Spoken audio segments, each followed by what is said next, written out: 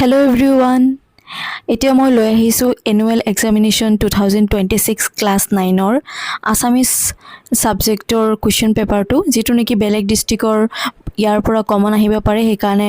সম্পূৰ্ণ কুৱেশ্যন পেপাৰটো চাবা চোৱা 1 নম্বৰ অতি চমু উত্তৰ লিখাত যিকোনো 5টা লিখিব আহিছে 5 মাৰ্কৰ কাৰণে ক হাৰতি পুথিখন কাৰ ৰচনা সত্যনাথ বৰা খ সময়ক কিহৰ লগত তুলনা কৰা হয় নয়ৰ খুতৰ লগত তুলনা কৰা হয় গ অন্ধবিশ্বাস কুসংস্কাৰ পৃথিৱীৰ আটাইতকৈ গধুৰ বুজা এই কথাষাৰ কোনে কৈছিল এই কথাষাৰ কৈছিলে ডক্টৰ সৰ্বপল্লী ৰাধাকৃষ্ণনে ঘ নম্বৰ কুৱেশ্যন হৈছে জৈন ধৰ্মৰ প্ৰৱৰ্তক কোন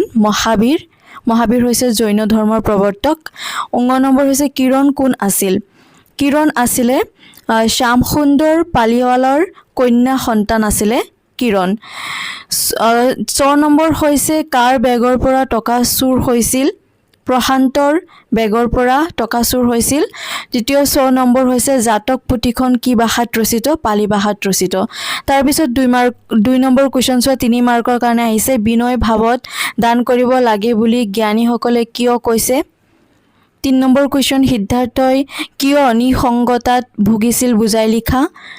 4 নম্বৰ অন্ধবিশ্বাস মানে কি অন্ধবিশ্বাসে সমাজত কেনে ধৰণৰ সমস্যাৰ সৃষ্টি কৰিব পাৰে লিখা 4 মাৰ্কৰ কাৰণে আহিছে নাইবা দিয়া আছে এই কুৱেশ্যনত যে প্ৰাকৃতিক জগতৰ গতিবিধি লক্ষ্য কৰিও সময় নিৰূপণ কৰা হয় প্ৰাকৃতিক জগতৰ গতিবিধিবোৰ কি কেনেকৈ এই গতিবিধিৰ পৰা সময় নিৰ্ণয় কৰিব পাৰি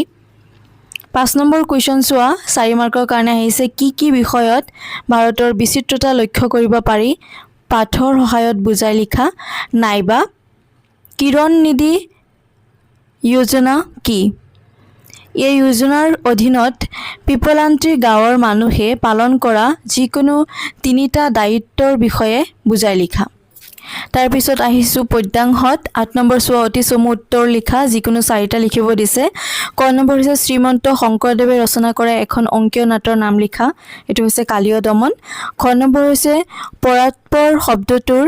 অৰ্থ কি ইয়াৰ অৰ্থ হৈছে সৰ্বোত্তম গ নম্বৰ হৈছে গীত আৰু ছবি কবিতাটিৰ কবি কোন এটো হৈছে দুৰ্গেশ্বৰ শৰ্মা কবি গৰাকী আছিলে আৰু ঘ নম্বৰ হৈছে প্ৰচণ্ড দুমুহাই কবি কি প্ৰশ্ন কৰিছিলে প্ৰাপ্যৰ কথা সুধিছিলে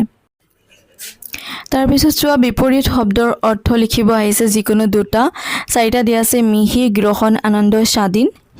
তাৰ পিছত 9 নম্বৰ হৈছে সমাৰ্থক শব্দ লিখা যিকোনো 2টা নদী পৃথিৱী সূৰ্য ফুল